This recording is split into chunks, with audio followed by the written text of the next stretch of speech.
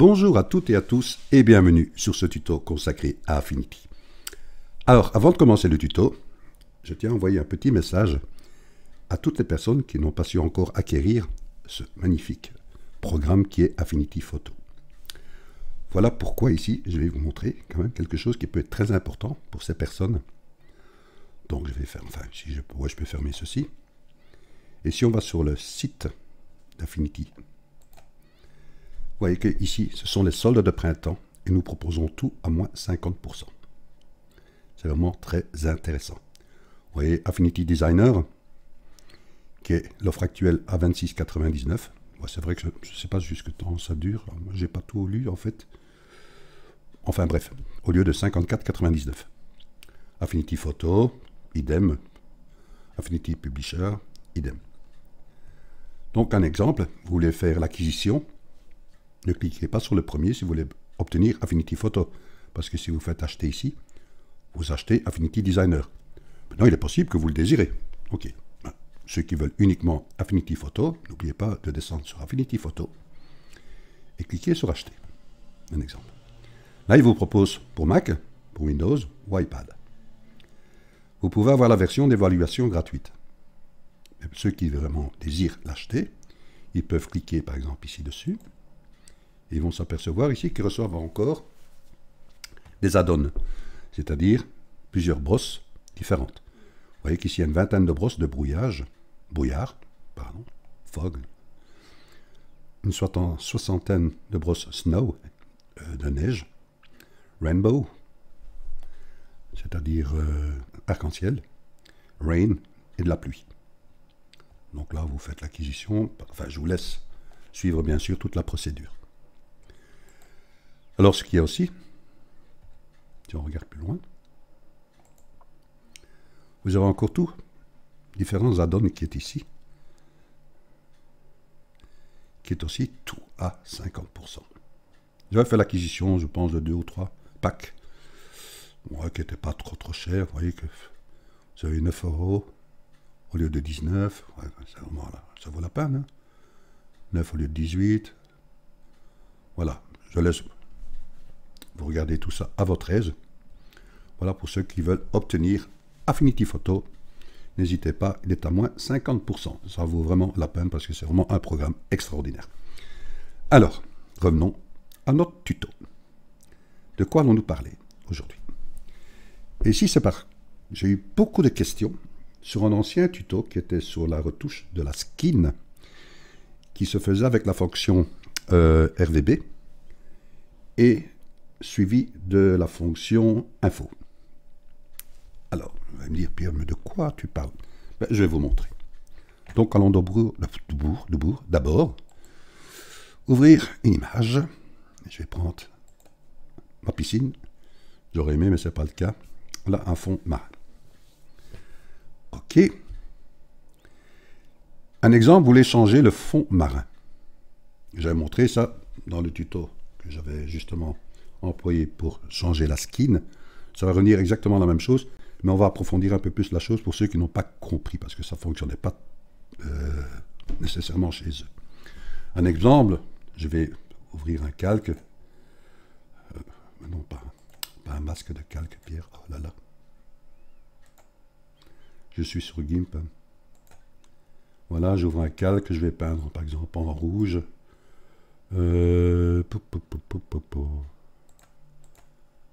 Voilà. Et je vais diminuer sa taille. Voilà. Donc j'avais besoin, vous voyez, d'une image qui était plus petite. C'est un exemple hein, que je voulais avoir ce fond marin avec des couleurs rouges. Vous allez me dire, oui, il suffit de colorier. Oui, c'est un fait. Mais enfin, c'est pour montrer vraiment en bref comment cela va se dérouler. C'est-à-dire que, comme je vais employer, pour travailler justement ce mariage de couleurs, j'ai besoin d'une fonction qui est ici, la fonction courbe. D'accord? Et la courbe, si je travaille, vous voyez, elle travaille sur les deux calques en même temps. Vous allez me dire, je n'ai besoin qu'elle travaille sur quel calque uniquement? Mais sur le plus grand calque, donc sur celui qui est en dessous. C'est-à-dire que si maintenant je travaille, il va travailler uniquement sur mon calque d'arrière-plan, puisque c'est celui-là que je dois travailler par rapport à la couleur que je veux obtenir. Ça en bref, hein, vous allez me dire, oui, mais il suffit de mettre des masques de calque. Enfin, je vous explique en bref. Voilà, l'important, c'est que le calque de réglage, qu'ici les courbes, se trouve au-dessus des calques que je veux modifier. Pas l'oublier, il doit se trouver au-dessus du calque que je veux modifier. OK, ça c'est le plus important. Donc, j'ai pas besoin de ceci, on a bien compris, il doit se trouver au-dessus du calque que je veux transformer. Donc ici, et j'ai pas besoin de la couleur rouge parce que je ne vais pas mettre ma piscine en rouge. Je vais aller chercher et je m'aperçois qu'ici mes boutons de commande, en étant sur mon outil déplacé, il y a des petites croix, donc il n'est pas fonctionnel. Je fais un clic droit et je fais tramer et ajuster. Ouais, maintenant je peux jongler avec la rotation, diminuer. Enfin bref, je vais aller chercher une autre image, un élément récent, et je vais aller chercher Woman. OK. Donc je vais faire CTRL-C, copier l'image, et je vais la mettre dans ma piscine. Laissez-moi rêver, hein, laissez-moi rêver. Et je fais CTRL-V. OK, j'ai bien mes boutons de commande avec l'outil déplacé. Je réduis. Je peux même la réduire encore plus fort. Voilà. Je la monte. Je dis bien l'image. Hein. Je pense qu'il y en a qui peuvent encore avoir un esprit mal tourné. Ce n'est pas le cas. Alors, vous avez compris maintenant où je veux en venir quand je disais que le calque de réglage doit se trouver au-dessus du calque que je veux modifier. Qu'est-ce que je veux modifier?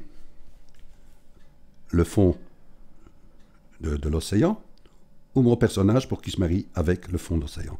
Ben justement, mon personnage. Donc, si maintenant j'emploie, vous allez me dire, vous allez comprendre hein, où je vais en venir. Si j'emploie maintenant mon calque de réglage courbe, je travaille sur les deux calques. D'accord?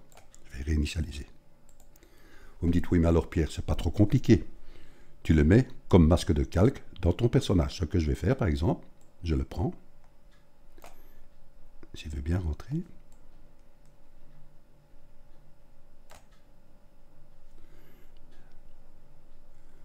Alors, s'il te plaît. Voilà. Donc, bien, il est bien mis. Donc, si maintenant je joue, vous voyez, il jongle uniquement ici avec le calque de mon personnage.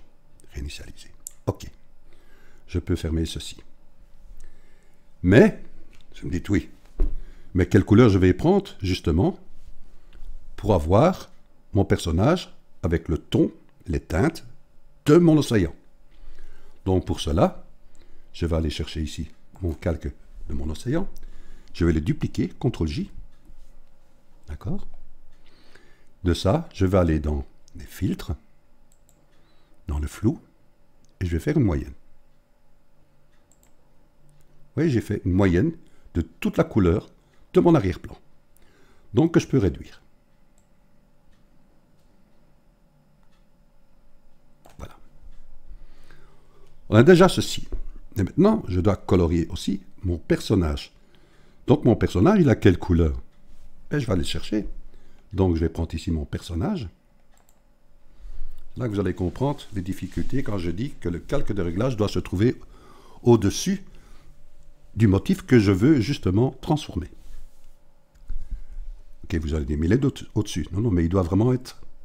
Le personnage doit être en bas, en fait. Enfin, le personnage, ce que je veux modifier. Et bien ici, je le mets ici, voilà. Il va me dire, oui, oui, mais il fonctionne juste avec le calque. Oui, oui d'accord. Il n'attribue pas les autres calques, mais ce n'est pas fini. Donc là, je vais faire un CTRL-J. OK. Le calque ici de réglage, je n'ai pas besoin, je peux le mettre à la poubelle. Et de là, je vais aussi aller dans les filtres. Et je vais répéter le flou moyen. Vous voyez, par rapport aux couleurs de mon personnage, il a fait une moyenne. Et il est tombé sur ceci. Voilà, je mets les deux qui sont là. Mais mon calque de réglage doit travailler ici avec mon calque aussi. l'effet que j'ai donné de texture qui représente la couleur moyenne de mon personnage. Vous allez me dire, oui mais Pierre, il me suffit de le prendre et de le glisser. Donc je vais essayer. Donc, je le mets là. Je regarde. Là il est en dessous. Je ne le vois plus. Je vais le prendre. Je le mets là. Non, je vais toujours le prendre. Allez, j'essaye.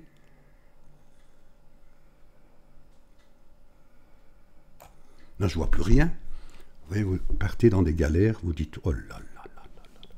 Ben, je vais vous dire qu'il y a plus simple, en fait. Donc, ce calque-ci, c'est les courbes. Oui, celui-là, je vais le sortir. Hein. Voilà. Et l'arrière-plan ici, je vais le sortir aussi. Voilà. Alors, disons que je vais d'abord enlever ici, comme ça vous comprenez mieux. J'en suis au nouveau au même point de départ. Donc j'ai pris ici une moyenne de la couleur de mon arrière-plan, du fond marin, et une moyenne de la couleur de mon personnage. Que vais-je faire? Voilà que c'est intéressant de faire un groupe. Donc par rapport à ça, je vais créer un groupe. Et je vais insérer encore aussi mon personnage dans le groupe. Vous voyez, j'ai mon personnage et ma moyenne. Jusque là, d'accord? Là, maintenant, je peux aller prendre ici mon calque de réglage courbe qui se trouve au-dessus, mais je vais le rentrer comme masque de calque dans mon groupe. Donc, si je joue maintenant, et vous allez voir, je travaille sur les deux calques qui sont à l'intérieur de mon groupe. Réinitialiser. Voilà ce que j'ai besoin, tout en n'étant pas en dessous de mon calque qui est l'arrière-plan. Parce que si je remets en dessous, on ne voyait plus mon personnage, puisque mon arrière-plan est plus grand que mon personnage. Donc c'était pour ça que c'était intéressant de le garder au-dessus. Ben, si je travaille en dessous, je ne le voyais plus. Alors, que vais-je faire maintenant? Je vais justement aller chercher cette fonction info. Donc je vais aller dans Studio et je vais aller dans Info. Une fenêtre s'ouvre que je mets ici. Voilà. Alors, dans cette fenêtre info, vous voyez, j'ai des boutons de commande et j'ai ici RVB, rouge, vert, bleu. Et j'ai le J, ici j'ai le cyan, magenta, jaune. Et le noir, ici, c'est l'alpha. Donc je vais ici l'attribuer aussi en RVB. Je clique et je clique sur RVB. Alors, comment justement aller chercher la couleur que j'ai besoin d'abord? Qu'est-ce qui représente le RVB dans cette info par rapport à la couleur moyenne de mon fond d'océan? Donc ben, je vais aller le chercher. Donc je clique ici sur l'échantillon, je le tire, je viens ici, et vous voyez que j'ai une fonction qui est rouge 88, 152 pour le vert et 150 pour le bleu. La plus belle preuve, si je le prends et je le déplace, vous voyez que ça change. Oui, donc je viens ici, je viens bien le mettre, ça revient bien à 88, 152, 150. Maintenant, je vais prendre l'autre, qui est celui-ci, et je vais le descendre, et je vais le mettre ici. Vous voyez qu'il ne bouge pas, il reste à 7. Mais si je le lâche, dans mon carré ici, gris, qui représente la moyenne de mon personnage, il passe à 140. La plus belle preuve, si je le bouge maintenant, vous voyez que ça change. Et si je reviens, il arrive à 140. Si je viens ici, il arrive aux mêmes fonctions que l'autre, puisque je suis dans le même carré de la moyenne de mon océan. Donc je reviens ici. Voilà. Je suis bien. J'ai les deux valeurs. Alors, vous allez me dire, tiens, si maintenant je bouge, sur quelle valeur il va travailler? Ici, si je travaille, ben, on le sait, puisqu'on a mis mon calque de réglage dans mon personnage. Donc, il va jouer uniquement sur les valeurs qui sont celles-ci, qui représentent ici mon personnage. Jusque-là, on est d'accord? OK. Donc, je vais aller chercher justement cette couleur rouge. Cette couleur rouge, je peux aller chercher ici dans mon calque de courbe au rouge. Et vous voyez que je suis à 139 et je dois descendre à 88. Donc je dois vraiment descendre en cliquant ici au milieu de ma barre rouge. Et regardez bien les valeurs ici qui vont descendre pendant que je descends juste ma courbe rouge. Je remonte.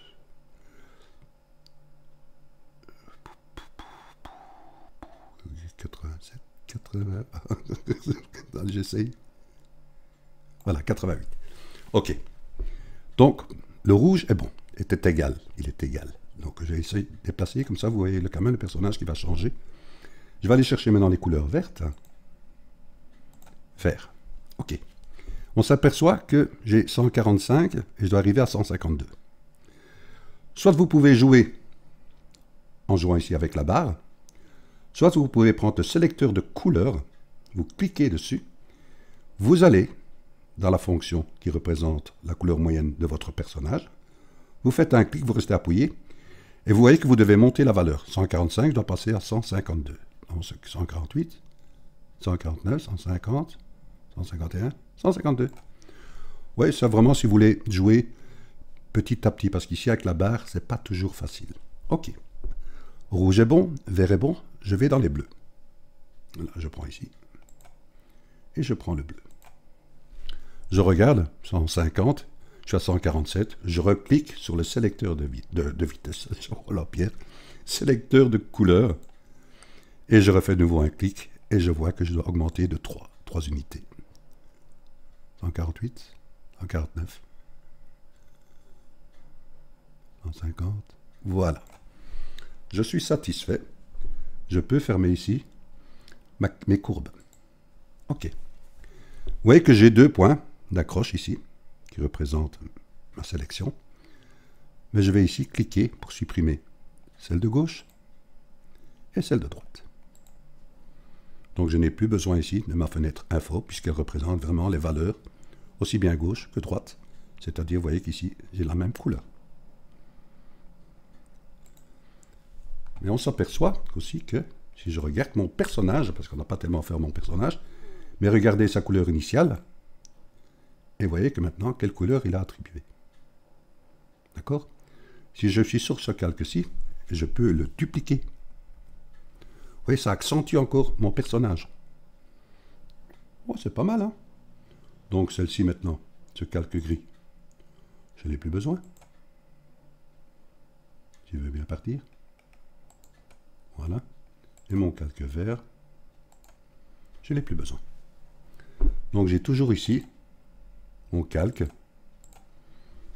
que je peux encore déplacer, puisqu'il est dans un groupe. Vous voyez, il commence déjà à se marier mieux qu'avec mon fond marin. D'accord? Maintenant, à vous de jongler aussi. Un exemple. Je vais prendre ici l'outil de sélection rectangulaire. Je fais une sélection par exemple ici.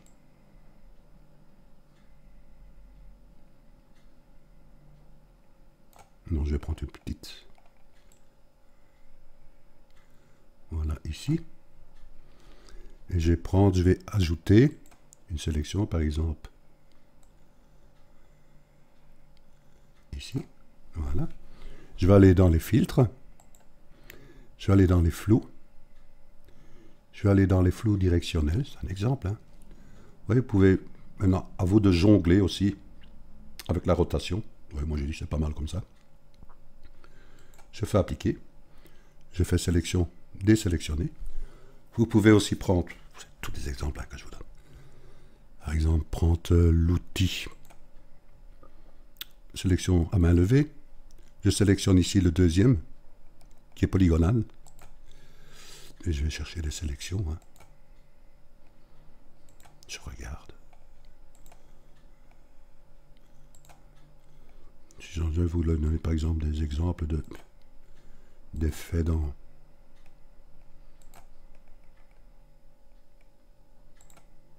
Voilà. Elle en filtre, distorsion, ondulation par exemple. Là vous regardez Intensité.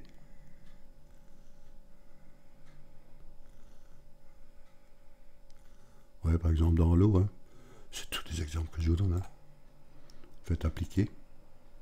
Sélection. Désélectionner. Vous pouvez encore aller chercher, par exemple, filtre, ouvrir un élément récent. Les bubbles. Il veut s'ouvrir, voilà. CTRL C. Je retourne. CTRL V. Je prends la fonction. Je déplace. Vous pouvez les mettre derrière votre personnage. Voilà. Et par exemple ici. Vous pouvez dupliquer. CTRL J, CTRL J, CTRL J. On les déplace. On redéplace. Oups. CTRL Z. Et celle-ci. Celle-ci, on peut déplacer.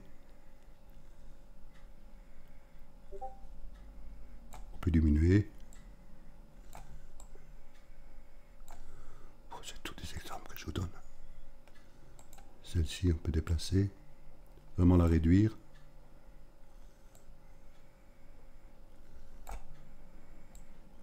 La mettre au niveau de la main. Oui. C'est tous des exemples. Voilà, vraiment pour vous amuser. Voilà, j'espère que ce petit tuto vous a intéressé. Faites plein de tests. Oui, ça peut être intéressant. Comme j'avais reçu une image aussi sur Discord avec des racines qui étaient, voilà, et la personne avait demandé de créer. Et il y a personne qui ont déposé des singes. Voilà, mais ça peut aussi faire, par exemple, marier les singes justement avec la couleur de cet arrière-plan. Voilà. Voilà, faites plein de tests. Et bien sûr, je vous dis à dimanche pour un prochain tuto. Et je vous dis un gros bisou. Allez, à très vite.